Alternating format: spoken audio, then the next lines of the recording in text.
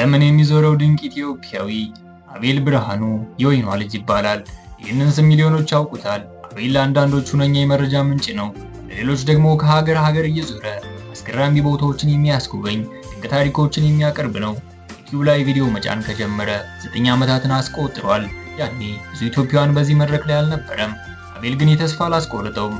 ሰራው ከነበረው የቴሌቪዥን፣ የሬዲዮ፣ የማስታወቂያና የፊልም ስራዎች ጎን ለጎን ዩቲዩብን እስኪ ልሞክረው ብሎ ነበር የጀመረው። ህይወቱ እንደሚቀይረው ግን አልገመተም ነበር። በዩቲዩብ ገንዘብ እንደሚያገኝ ተረዳ።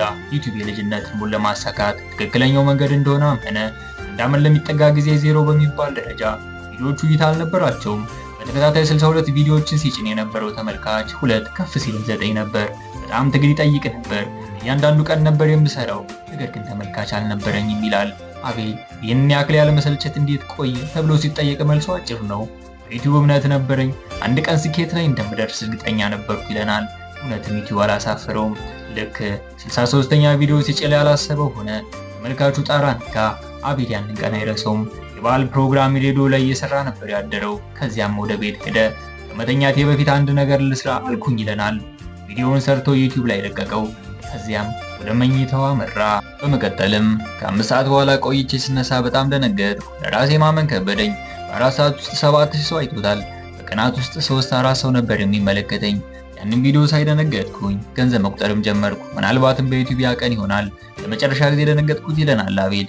ዩቲዩብ ቻናሉ ብዙ አስተያየት መቀበል ጀመረ። ሰብስክራይበሮቹ ከጠበቀው በላይ ጨመሩ። እስከዚህ ቪዲዮ ድረስ በሳንቲሞች ደረጃ ሲያገኝ የነበረው ገቢ ተቀይሮ በአንድ ቪዲዮ $100 አገኘ። ይህን ሁሉ ታሪክ የሰራው ቪዲዮ ይዘቱ ምንድን ነበር ብላችሁ ከጠየቃችሁ የምስራች፣ ውጭ ያላችሁ በሀገራችሁ የቤት ባለቤት ልትሆኑ ነው የሚል ርዕስ ያለው ቪዲዮ ነበር። ባልጠበቀው ሁኔታ ተመልካች አገኘለት። ይህንን ቪዲዮ የአንድን ሀገር ውስጥ ባንክ መግለጫን ተከትሎ ነበር የሰራው። የምስራቹ ለራሱ መሆን እንጂ የሆነ ቀን ሊሳካ እንደሚችል እምነቱ ነበረኝ። በቀን የሆነ ሰዓት መድቤ የሰራው ነበር ሲል ይገልጻል። ከፍተኛ እይታ ካስገኘለት ቪዲዮ 2 ወራት በኋላ አቤል ሌሎች ስራዎችን አቁሞ ወደ ዩቲዩብ ፊቱን አዞረ።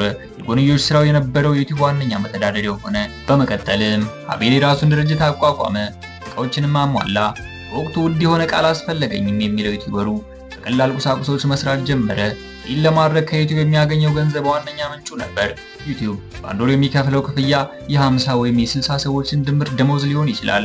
በ2 እና በ3 ወር ውስጥ ብዙ ነገር ለማሳካት የሚያስችል ብዙ ነገሮችን የሚሸፍን ገንዘብ ይገኛል፣ ፈጣን ለውጥን የሚያመጣው ሲል ያስረዳል። ከዚህ በኋላ ነገሮች በፍጥነት መቀየር ጀመሩ።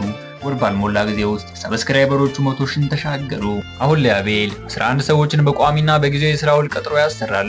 አዲስ አበባ ካለው ቢሮም በተጨማሪ አሜሪካ ለመስራት የሚያስችል ህጋዊ ፍቃድ አለው። 5 ዩቲዩብ ቻናሎችም አሉት። ሁለቱ ከ1 ሚሊዮን በላይ ተከታዮች በማፍራታቸው የዩቲዩብን ወርቃማ ሽልማት ወይም ዩቲዩብ ክሬተር አዋርድ ሲያገኙ፣ የተቀሩት ከ100,000 በማለፋቸው ብራማ ሽልማትን አጎናጽፈውታል። ያልሄድኩት አንታርክቲካ ብቻ ነው ይለናል። ወቅታዊ ዜናዎች ላይ የሚያተኩር ቻናል የነበረው አቤል ተከታዮቹ 500,000 ሲደርሱ ሌላ ቻናል ከፈተ። ይህ ቻናል አቤል የልጅነት ህልሙን መኖር የጀመረበት ነው።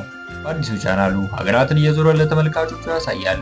ኢትዮጵያዊ ዩቲዩበር የመጀመሪያ መዳረሻ ሀገር ኡጋንዳ ነበረች። የዛሬ 7 ዓመት ወደ ኡጋንዳ ተጉዞ የሀገሪቱን ባህልና አኗኗር ለተመልካቾቹ ማጋራት ችሏል። ቀጥሎም ወደ ተባበሩት አረብ ኤሚሬትስ አቀና።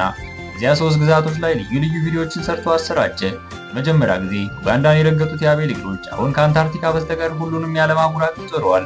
ነገሮች ግን አልጋ ባልጋ አልነበሩም። ለመጀመሪያ ጊዜ ወደ አውሮፓ የሄደው ወደ ፈረንሳይ ነበር። ፈረንሳይ ኤምባሲ በጣም ብዙ ጊዜ ቪዛ ከልክሎኛል የሚለው አቤል ይህን ለማሳካት ብዙ እንዳንኳኳ ይናገራል። ፈረንሳይ ብቻ ሳይሆን በጣም ብዙ ሀገራት ቪዛ ለመስጠት አልፈቀዱም ነበር። ጃፓን ከልጅነቴ ጀምሮ መሄድ የምፈልግባት ሀገር ነበረች። ብዙ ጊዜ ተከልክያለሁ፣ በቅርቡ ነው ፍቃድ ያገኘሁት ሲል ያክላል። አቤል እስካሁን 63 ሀገራትን ዞሯል። አሜሪካ 50 ግዛቶችን ጎብኝቷል።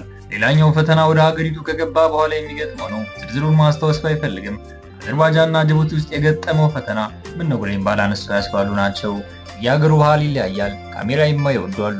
ብዙ ቦታ ፋይል ያስጠፉኛል። አንዳንዶች ቦታዎች ቋንቋ ፈተና ነው። እንግሊዝኛ እየተናገርክ አስተርጓሚ ኖርህ እንኳን መግባባት ይከብዳል ሲል ያስረዳል። የአየር ሁኔታ ደግሞ ሌላኛው ችግር ነው። ለመቋቋም የሚያስቸግር ሙቀት ወይም ብርድ በጉዞ ወቅት ይገጥማሉ። በከፍተኛ ብርድ እግሬ የታመመበትን ጊዜ አልረሳውም ሲል ያክላል።